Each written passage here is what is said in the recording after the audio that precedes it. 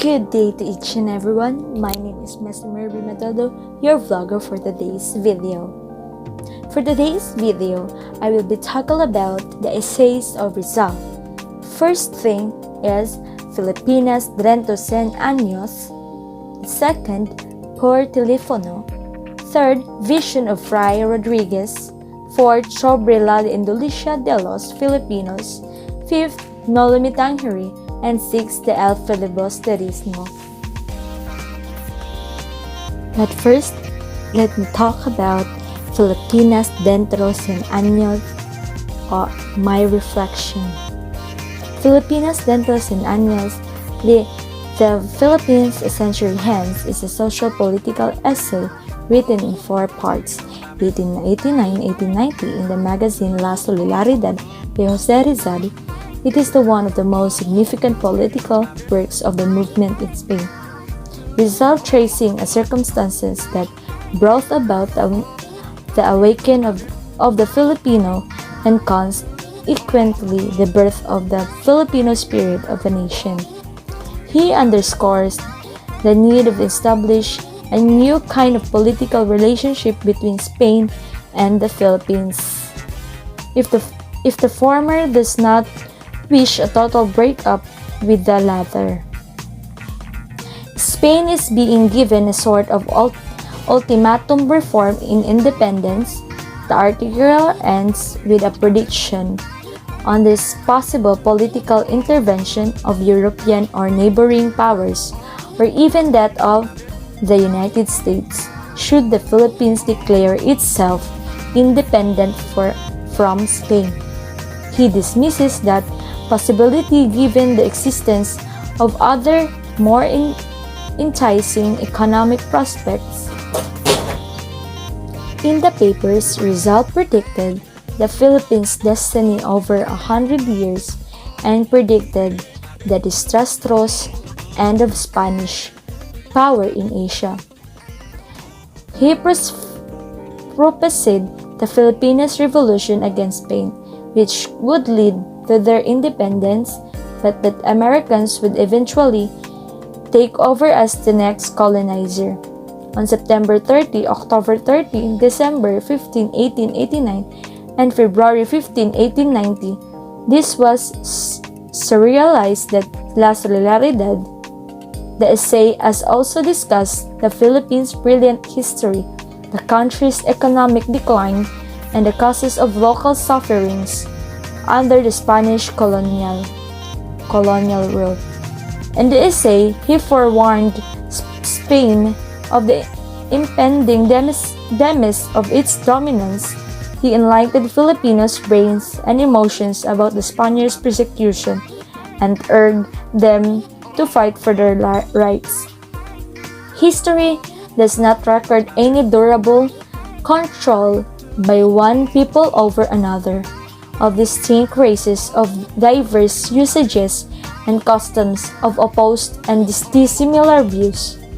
One of the article argues, after Rizal's death, the Philippines had finally regained its long-awaited democracy and liberty.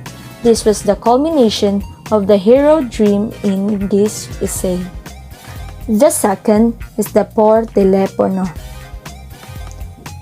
Por Telefono is a satirical comedy about Father Font, who was at Madrid speaking with a provincial priest in San Agustin Monastery using a telephone line that is spearheaded by the Transoceanic Telephone Co.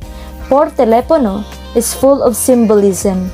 This was a witty satire authored by Dimas Salang, one of the hero's pen's names, ridiculing the Catholic monk Font, one of the priests who must term indeed the banning of the Noli published in booklet form in Barcelona, Spain.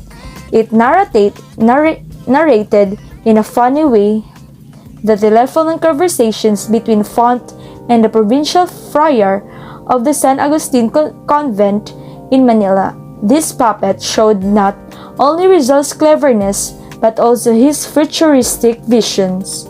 Amazingly, Rizal had envisaged envisaged that overseas telephonic conversations could be carried on something which was not done yet.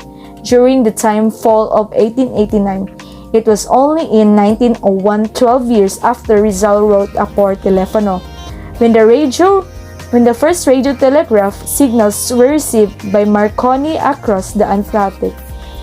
And the third one is La Visión del Friar Rodriguez. It's a satire depicting a spirited dialogue between the Catholic Saint Augustine and Rodriguez. In this pamphlet, Rizal demonstrated his profound knowledge in religion and his biting satire. Jose Rizal, upon receipt of a news concerning Fray Rodriguez's bitter attack to his novel No Le Tangere, wrote this defense under his Poesidemion di Masalang, published in Barcelona. It is a satire depicting a spirited dialogue between the Catholic Saint Augustine and Rodriguez. Augustine in the fiction told Rodriguez that he was commissioned by God to tell him, Rodriguez, of his stupidity and his penance on the earth, that he, Rodriguez, shall continue to write more stupidity, so that all the men may laugh at him. In this pamphlet, Rizal demonstrated his profound knowledge in religion and his biting satire. And the fourth one is Sobre la Indolencia de los Filipinos. Sobre la Indolencia de las Filipinas, the indolencia of the Filipinos. This rational essay demonstrates the national hero's historical knowledge. During the Spanish period, the Spaniards claimed that the Filipinos were lethargic, slow, and the essay rationally refuted this claim. It was published in 5 consecutive editions of La Solidaridad on July 15, July 31, August 1, and September 1, 1890.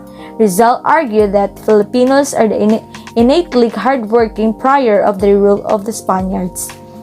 What brought the decrease in the production activities of the natives was actually the Spanish colonization. Rizal explained that alleged Filipino indolence by pointing to these factors. The galleon trade destroyed the previous links of the Philippines with other countries in Asia and the Middle East, thereby eradicating small local business and the handicraft industries. The Spanish forced labor compelled the Filipinos to the work Spaniards, roads, and the other public works, thus abandoning their agricultural farms and industries. Many Filipinos became landless and wanderers because Spain did not defend them against the pirates and the foreign invaders. The system of education offered by the colonizers was impractical, as it was mainly about repetitive prayers and had nothing to do with agriculture and industries technology. The Spaniards were bad example, as the negligent officials would come in the late of leave early in their offices, and Spanish women were always followed by servants. Gambling like cockfights was established, promoted, and explicitly practiced by Spanish government officials and friars themselves, especially during feast days. The crook system of the religions discouraged the natives of work hard and teaching that it is the easier for a poor man enter heaven, and the very high taxes were discouraging as a big part of the natives. Earning would only go to the officials and the friars.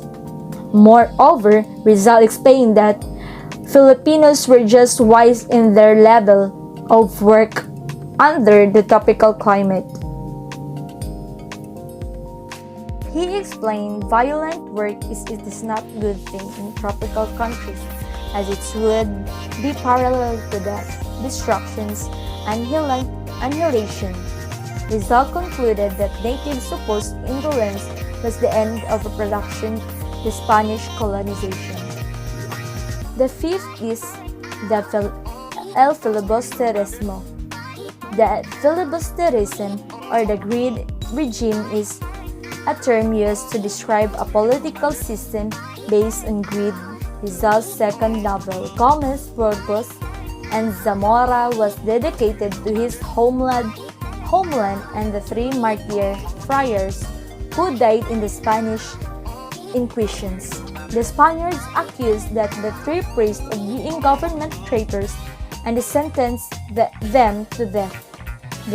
This work also served as a contribution of Noli Me Tangere, despite the fact that Noli is about love and the romance. El filibusterismo is about politics and government in our country. It is a veiled attack against the Spanish administration.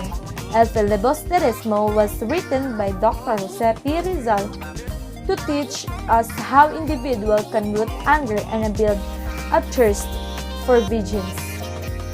I know that we all want to do good and to be nice people who pick the right path over the wrong one.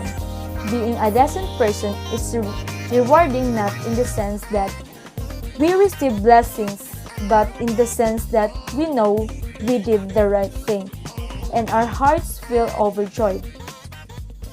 Dr. Jose P. Rizal wanted to show us that we should always try our best and not get caught up in negative habits. El filibusterismo also stated that violence is not in the solution to any difficulty we may face in life. El filibusterismo, as I noticed, is a dark and cruel religion with many instances of murder, sexual abuse, and suicide. We must consider it. We must not degrade ourselves to the point of covering ourselves with aggression, hatred, or anger. Lastly is the Noli Me Tangere. Dr. Jose P. Rizal wrote this story to awaken our senses as Filipinos to the extent of the harassment that has been perpetrated against our country, and they remind us that now is the moment to fight for our freedom as Filipinos. It depicted the suffering and despair. It revealed the Spaniards' inner workings. The novel was not heavy or thrilling, nor was it sugar-coated. It raw and real. It showed abuse of power, sorrow, and greed. It showed the truth, and also it showed how the Spaniards twisted and turned the truth into something that would benefit them. This would be the selfishness and abuse, because the tale above described our love for our country and family. I learned something from it. Despite of all the sufferings and the pain, we must keep on trying to do our best to fulfill our freedom and to help others. And we can all point to Sisa when it comes to familial affections. She went to great lengths to relocate her children and to cherish them till she died. The work dealt with forgiveness as well as sacrifice, which is a major theme. I have observed vengeance in this storyline, that what happened was the other way around. Thought he planned everything perfectly, his vengeance had pushed through in the relation to the life of Rizal. It seems familiar, for he have been persecuted before we have achieved the reform he wanted. It also portrays the issue about bloodshed, that things doesn't always go the way you want it to be. Since the bloodshed didn't happen, that is why we had to accept the fact that he will die, but then still hopes for his country's freedom, and the novel had ended with a tragedy, but it tells its readers that bloodshed is not always the answer, and there is always hope. And he is still hoping that his countrymen will be free once again. And that will be all. Thank you.